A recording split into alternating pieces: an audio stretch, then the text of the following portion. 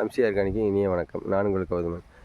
நாம் இப்போ அரச்சலூர் பக்கத்தில் நம்ம தோட்டம் இந்த ஒரு 1.5 ஏக்கர் புல் மூடி கிடந்தது. அதுக்கப்புறம் இதில் சுத்தம் பண்ணி இதில் இப்போ கடலை போட்டு எடுத்துட்டோம். பாருங்கள், கடலை போட்ட இடத்துல மறுபடியும் உழவு ஓட்டுனதுக்கப்புறம் எவ்வளோ கடலைகள் முளைச்சிருக்கு அப்படின்னு.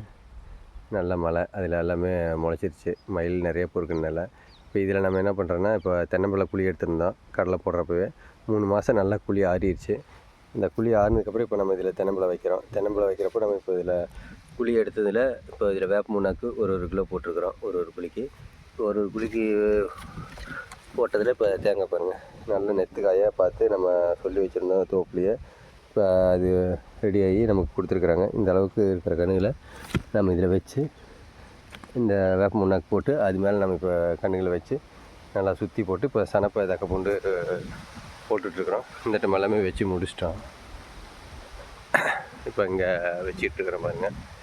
இது வச்சாச்சு. இப்போ இந்த கண்ணில் சுற்றி மண்ணை போட்டு சனப்பை பூண்டை சுற்றி நம்ம போட்டுடணும். ஏன்னா இந்த வெயில் காலத்தில் நமக்கு வந்துட்டு அது பயிர் பாதுகாப்புக்கு ரொம்ப யூஸ்ஃபுல்லாக இருக்கும்.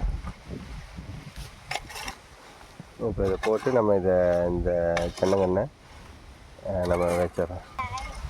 இப்போ இது மாதிரி போட்டு நல்லா அந்த காய் இருக்கிற இடத்துல முதிச்சு விட்டு அதுக்கப்புறம் சனப்பை பூண்டை சுற்றி போடணும். சுற்றி போட்டு நம்ம இது மாதிரி குழிகளை வந்துட்டு நம்ம இப்போ ஒவ்வொரு தென்னம்பிள்ளை குழிக்கு நம்ம குட்டிஸ் தான் வந்துட்டு தென்னம்பிள்ளை குழிக்கு தென்னங்கண்ணை எடுத்து போட்டுட்ருக்குறாங்க.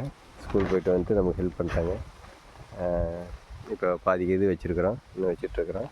இது பாருங்க, இந்த மாதிரி சுற்றி சனப்பை அல்லது தக்கப்பூண்டு ஏதோ ஒன்று நம்ம போட்டு விட்டு தண்ணி விட்டுறணும்.